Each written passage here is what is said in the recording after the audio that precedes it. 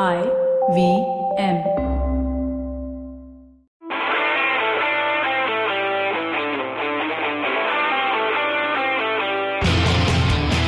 Hello and welcome to Football Twaddle. I have with me Tanush Baru. What is up? You seem so sad. Are you also affected by the City FFP ruling? Yeah, I thought we'll get Europa League places. So no, you wouldn't have got even with the ruling, dude. And also we have someone from United, a Harry Maguire lookalike, who's on this podcast every week. Yash, what's up? Hey guys, what's up? All right, let's get into It's this. about time we put him on the logo now. Dude, our new logo. Just put Maguire on it, no? Yeah, we'll just start tagging Harry Maguire every week. Yeah, all right. So let's start. City FFP ruling. First of all, congratulations to Baru. He guessed it right. I think he knows what the oil sheikhs are thinking and how they go about their business. So well done, Tanush. Thank you. And a listener of that particular podcast remembered that I told I'll buy you chocolate if what you predicted for the City's FFP ruling comes true. So I guess I owe you some chocolate now. I'm amazed that there's some people who listen to every word of this. All right, Yash, how did the City's FFP ruling affect United players? Probably, man. I mean, they're already tired playing a match every third day with the same players. Now, being fifth is not enough to qualify. Okay, so they must have been affected, right? They must have been like, oh my God, now we have to come fourth. And once they were under pressure, they couldn't hold on. That is just so sad. But before we get to United talk, Baru, why did you think that City was going to just get this whole thing done? See, this is something that was evident, I think, even in the PSG case a couple of years back, where they had a mild infringement. But because it was a big club, they let it go. As compared to some Italian club, Chota Mota club, which got banned, and all of that news got swept under the carpet. So yeah, not just Italian club, Rubin Kazan, yeah, our favorite City team, everything. So Football Twaddle has a very deep connection with that city. Yeah. So Kazan basically were banned from Europe for a year or two. And within 6 months of their FFP ruling, the club became profitable. And then in spite of it, the ban was upheld for 2 years, right? So that is the extremes they go to in banning smaller clubs. But City seem to have just gotten off, man. Yeah, I actually like, the oversimplification that Mourinho brought in. But if they did something wrong, they shouldn't have been punished. But if they were punished, then they should have been banned. Exactly. So I didn't understand this. So what are they saying, Yash, in the FFP ruling? That they did nothing wrong? From the little that I could understand, it was like they did nothing wrong, but they did not open their books and behaved suspiciously. So they did nothing wrong, but didn't reveal what they did. And hence there's that measly 8 million pound or dollar fine. So are it's like you pocket change for them? Are you with Jose Mourinho that if they did something wrong, then they should be banned? If they did nothing wrong, why are you fining them?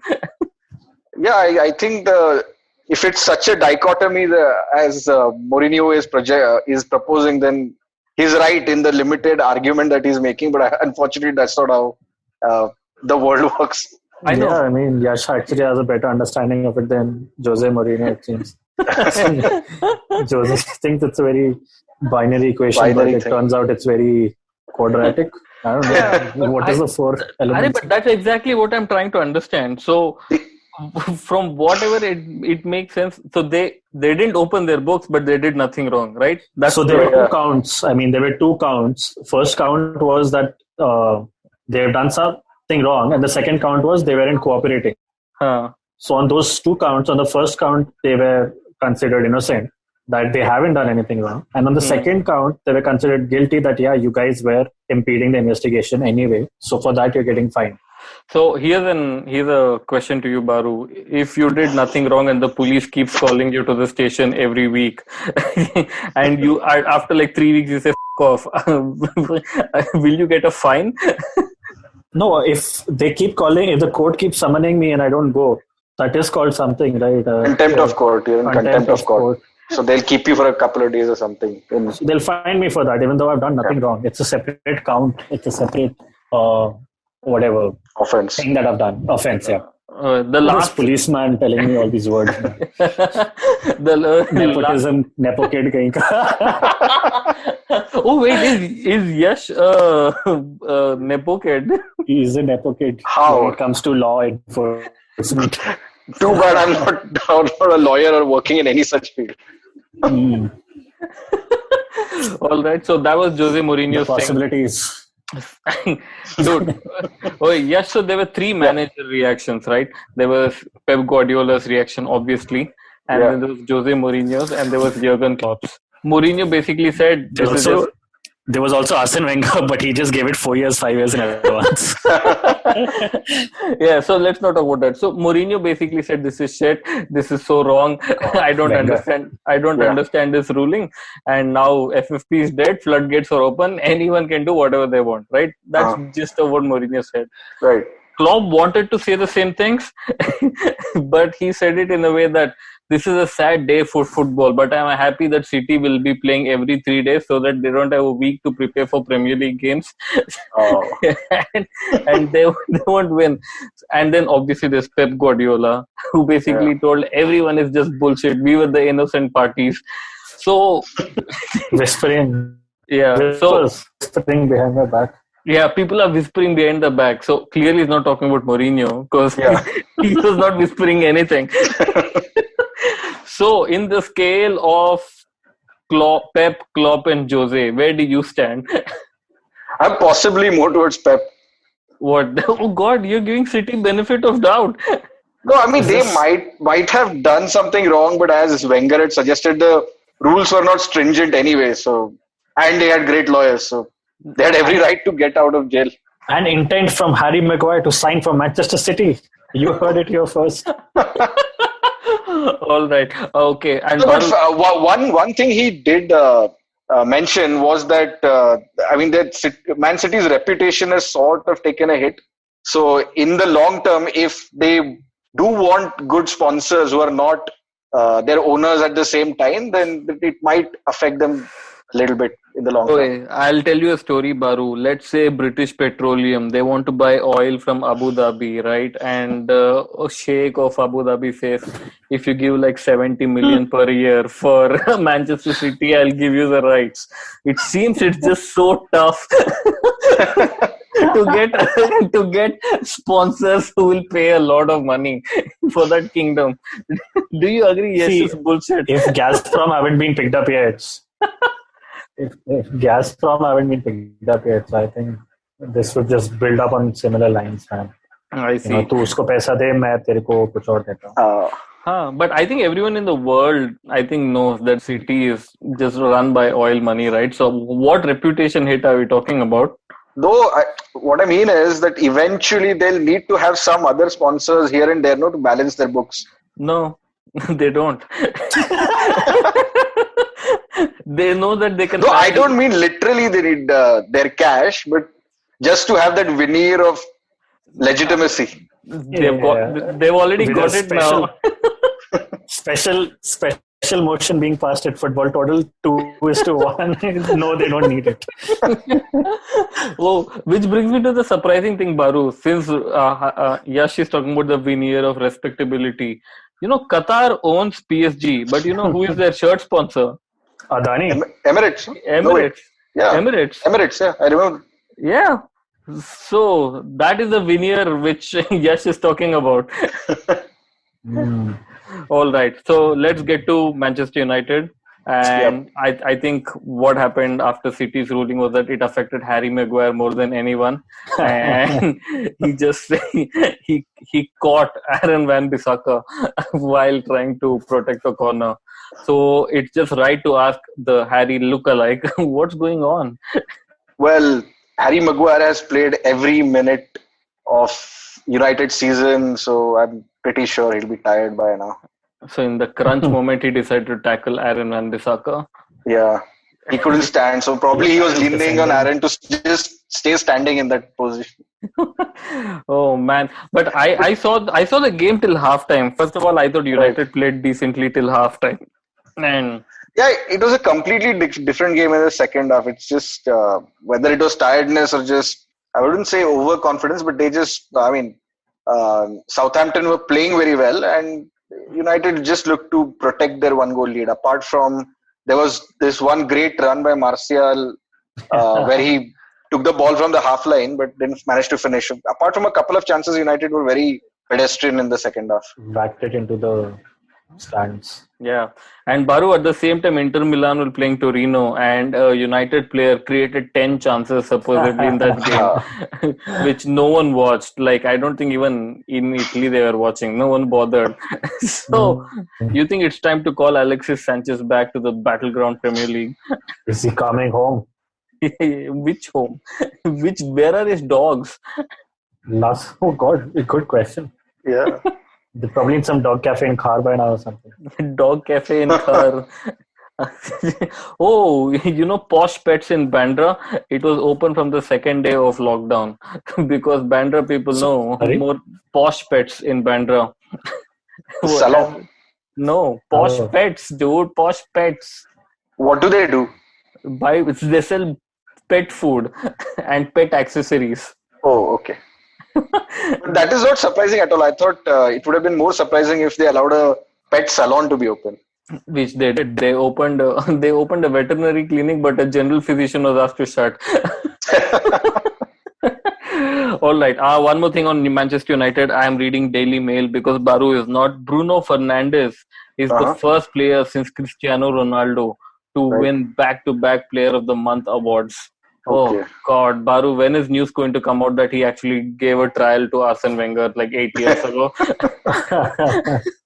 Oh God. Is there more to say other than oh God? But you know what's a strange fact about him? That he was a big fan of Stephen Ireland. Even he? No, Yeah. he was fan of Steven Ireland. Eric Haaland was a fan of Michu, Oh, the Swansea guy. yeah, that's also strange. Yeah, it's all so strange. Baru, who is David Luiz a fan of? Sideshow Bob. Oh man, but okay. So the thing about top four is Chelsea is playing. I think they're playing Norwich. Then they have to play Sheffield. I think Sheffield. Chelsea are playing Norwich, Sheffield, and who else? Wolves. Uh-huh. And United are playing Leicester, West Ham, and Crystal Palace. Oh, okay. And who else is in the fight for this? Leicester are playing Tottenham, United, and some random team, right? So, who, according to you, Yash, right now, are going to be the last two spots for Champions League? Chelsea and United. I think Leicester are not going to make it. Baru, do you think Leicester is going to beat United on the last day of the season? Oh yeah, they face them bad. So is that going to be like a championship playoff final or something? Yeah, it'll literally be if Leicester don't f*** it up by then. Sorry? No, I just saw an article about Cazorla and Monreal meeting each other.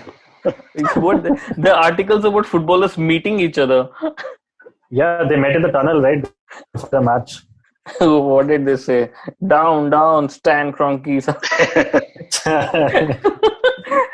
All right, we should take a break. We should take a break right now, and then after the break, we should talk about the Puta Club and some putas. Hey, Leicester have played Spurs also. They have a difficult run. Yeah, they have to play Spurs, United, and who? Spurs, United, and Sheffield. Sheffield United. Oh God, they're definitely going to finish like 7th in the table. They're not even. I think Europa is also doubtful for them. All right, we should take a break right now, and after the break, let's talk. Oh, this is going to be so much fun. I think we can just mute Baru and we can talk about Arsenal. Yash, go for it. Liberals are being silenced everywhere. Liberals are being silent. All right, stay tuned to Football Twaddle. Hey everybody, welcome to another great week on the IVM Podcast Network. If you're not following us on social media, please do. We're IVM Podcast on Twitter, Facebook, and Instagram, as I'm sure you know by now. I would like to thank our sponsors this week, Paytm Money and Intel. They've been extraordinary sponsors and we couldn't appreciate them more. It's been a really, really cool week on the network. We've had Ashwin Sanghi on Cyrus Says. We had Masaba Gupta on Advertising is Dead. You should definitely check out Vivek Lath, who showed up on Storytellers and Story Sellers. A close friend and partner of ours, Karthik Parija, was on the Pragati podcast talking about the future of podcasting, which I think is really, really interesting. And I would like to ask people to check out All Things Policy and what they've been doing. They've been having some really interesting discussions about India's challenging relationship with China as we go forward. And I think that would be a great thing for you guys to check out. So with that, let's get you back to your show. Welcome back to Football Twaddle. I don't want the accusation of silencing anyone's opinion on the podcast. Baru, what do you have to say to the performance of Skodran Mustafi, David Luiz, and who else is the other defenders? Sead Kolasinac is what led to the goal. And Kolasinac. Okay, so who played better among these three guys against Spurs? Who played better amongst the three of them? Yeah. Safi. Like, there's no hesitation or doubt. In spite of Mustafi trying to tackle a fly or something, when Harry Kane was just doesn't ran. matter. It didn't lead to a goal at least. I mean, Kolasinac and David Luiz were directly involved with Kolasinac misplacing the pass, giving it completely on the wrong side, which Luiz was moving in. And Luiz then just, ambling along backwards with Son just brushing him off the ball. So it was totally up to them. So worst being Kolasinac in that goal, second being David Luiz. And since it's a universe of three people, then Mustafi is automatically the best. The best part was the transition, dude. It came so soon after that goal. Peach of a goal by Lacazette. What a screamer, man. I mean, it was so, I don't know, man. It's just so Arsenal to it up like right there. And match against United also 2 years back when Lingard scored an equalizer or something. Not equalizer. Scored, that was not equal. That was for 3-1.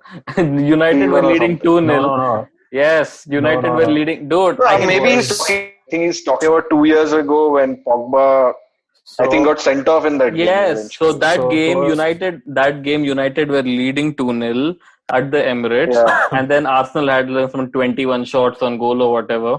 And they scored one, it became 2-1. But man, this was especially bad given how bad Spurs have been in the last few games. Yeah, so especially where do they get these random people to just try scoring screamers, man? Look at Davies. Oh, God. Oh, yeah. Wait, they don't get it because they asked Jose Mourinho about it in the press conference, right? And he said, I don't know where he hit that shot from. I've never seen him do anything like that ever. In the time I've been, he said, I know what I get from him, some reliable defending, and he's good at crosses. I've never seen him take a shot in my life. So was he crossing it to Martinez or something? Well, Martinez did a bad job of putting it in the goal. But Yash, what do you think of, however down your life is, however sad you are, there is always one team which always lifts your spirits and mood. So are you not thankful to the higher force for this? Yeah, of course. I mean, what can you say? It's a lifestyle club, as we mentioned. Yeah. There is so much to go along with. It's not just 90 minutes, right? It's hours and hours of content that is generated by Arsenal, which keeps us entertained in these difficult times. Yeah, I was talking about just coming back to that Arsenal United, December 2018. Martial scored for United. Arsenal, Mustafi scored. Then Rojo scored an own goal. This was at Old Trafford. Oh, this was a drawn game, Nacha. This was one of Jose's last games as manager. Jose versus Emery. So Emery had almost snagged a victory at Old Trafford after I don't know how long. Anthony Martial became the second United player to score a goal in the Premier League on his birthday. The other player was Wayne Rooney against Arsenal again. All right. So yes, since we mentioned it's a lifestyle club, right? Let's talk about the lifestyle aspect of this club. So, as you and I are these ardent followers of AFTV, and shout outs and props to them for everything they do. They're amazing. So you and I, both of us saw the 3-minute sequence in which I think that in fan channel history, that has to be one of the Hall of Famers. And also, thanks to COVID, they were all together sitting there, the A team of AFTV. Oh God! And you could literally see the moment that Kolasinac plays that back pass, like half of them, their faces turn, just this expression like, what the hell, no, Luis. And eventually they score. And then DT got up, kicks the air. And Troop's face all along, that slow transition from delight to horror was just amazing. Just tell me this, like, in what order do you, like, what do you watch live? The match or AFTV, and what do you watch in highlights? No, I mean, in recently I've been watching them together. The watch along I keep on my laptop besides me, and I watch the game. So even if even if there are dull moments in the match, they are always talking about something interesting about Arsenal, and their personalities make it interesting, obviously. Yeah, I think that's one thing AFTV got right. They got the right people to run a reality show channel, right? It's not like our other favorite Goldbridge, who is just on a rant or something he does. This is like a collection of great personalities. Who is that optimistic guy of AFTV who because he gives a standing ovation and claps the team off at the stadium. He thought, why should I not stop that practice? So he does that after every game, where he claps at the TV for a minute while the players are walking off. And Robbie got so annoyed this time. He said, Ty, stop it. Amazing stuff. Oh man, wow. What happened? Now finally, Newcastle takeover takes fresh twist as Saudi Arabia ban beIN Sports license. Exactly. So that was my next topic of discussion. So Saudi has banned beIN Sports, right? Okay. And which is according against WTO rules supposedly, and beIN Sports for the entire region has the license. Right, and Saudi has basically banned beIN Sports. So beIN Sports is like, yes. Saudi anyway had barred them from broadcasting since 2017. So beIN Sports finally said there have been cases trying to be filed for this. There have been some 9 cases which they don't entertain, and beIN said, if you've been barred from 2017, how are your fans like watching the feed? So it's illegal, right? So it's against all sorts of WTA rules and everything. Basically, Qatar and Saudi are fighting this proxy battle.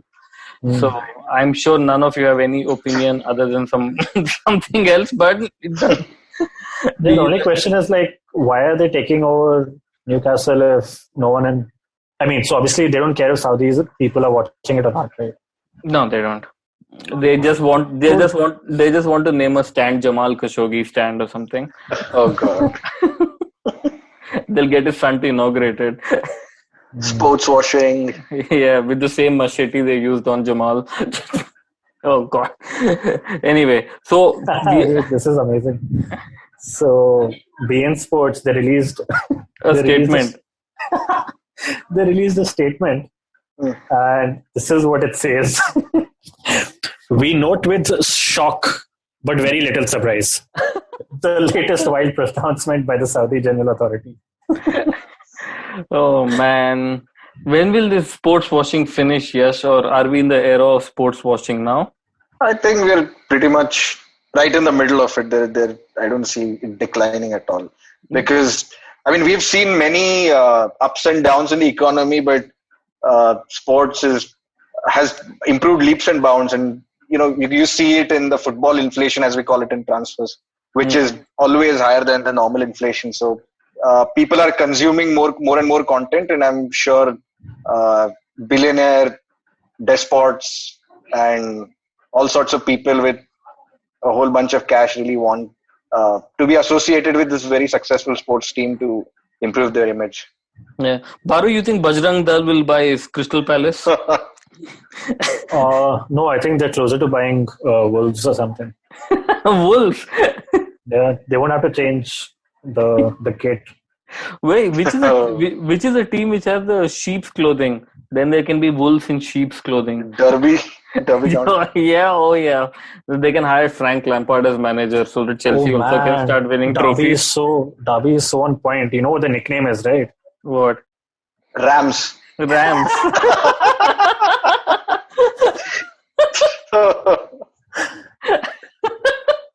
Oh man. All right, guys.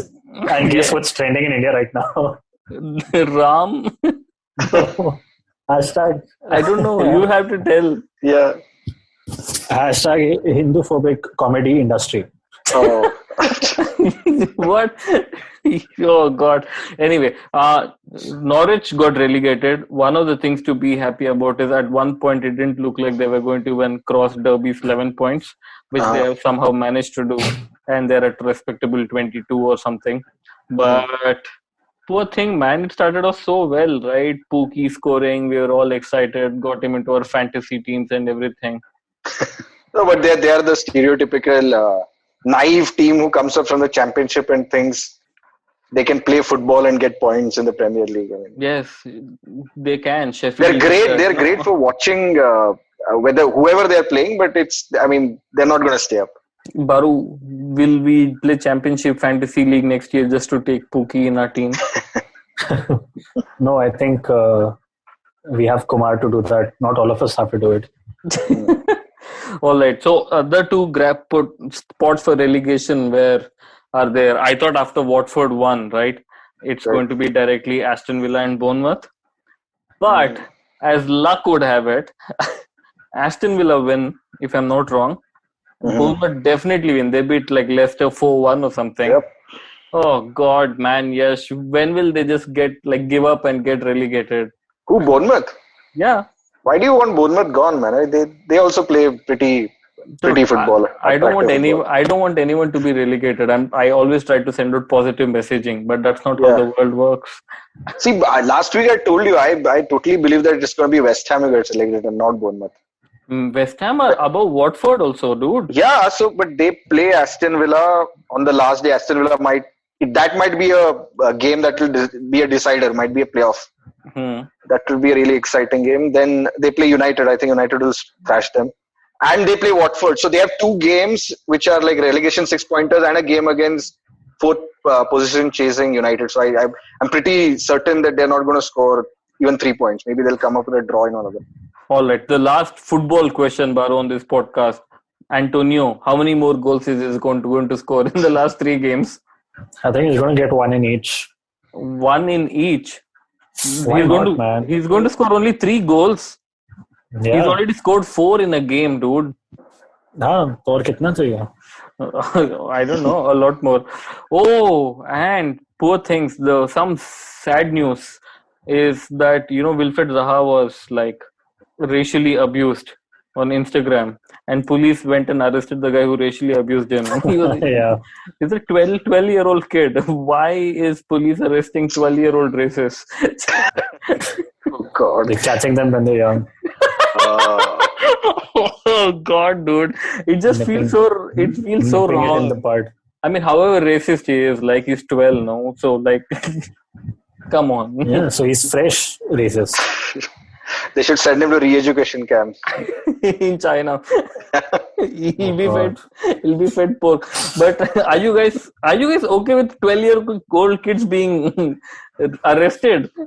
Yeah, he's being arrested, right? It doesn't mean he's being sent to like adult prison or something. He's obviously being sent to a remand house. Or just a re-education lesson in his school or something. Whatever they call it. Yeah, whatever. It works the other way, right? Because I was just reading an article about like this 15-year-old girl who got sent to jail because she didn't complete her homework.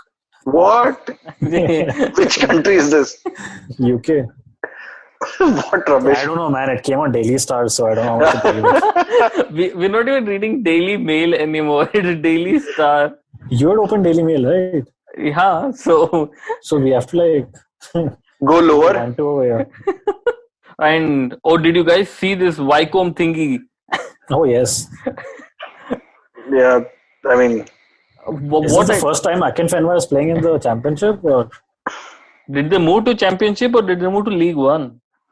Championship. I think. Yeah, championship. Championship, yeah. They got promoted, no?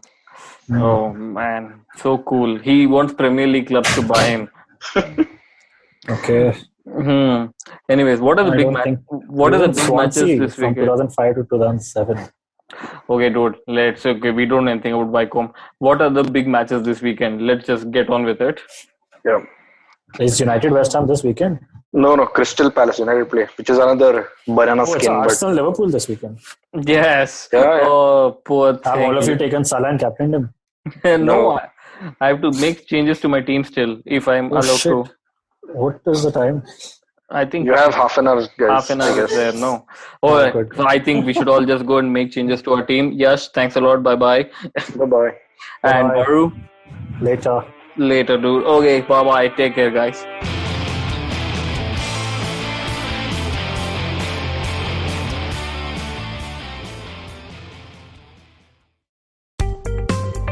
Hi, my name is Anupam Gupta. I'm B50 on Twitter. I am the host of Paisa Vaisa, the show that talks money. On my show, I speak to experts from every field of money and finance, from stock markets, equities, debt funds, credit cards, life insurance, every possible area of money and finance that you can think of. We even did an episode on cryptocurrency. I've got fantastic guests from mutual funds to personal finance experts everywhere. Robo-advisory, startups, just name it, we've got it. At Paisa Vaisa, we help you make smart decisions about money. You work hard for money. Now make your money work hard for you. New episodes out every Monday, and you can listen to my show on the IVM Podcast app or any other podcasting app that you have.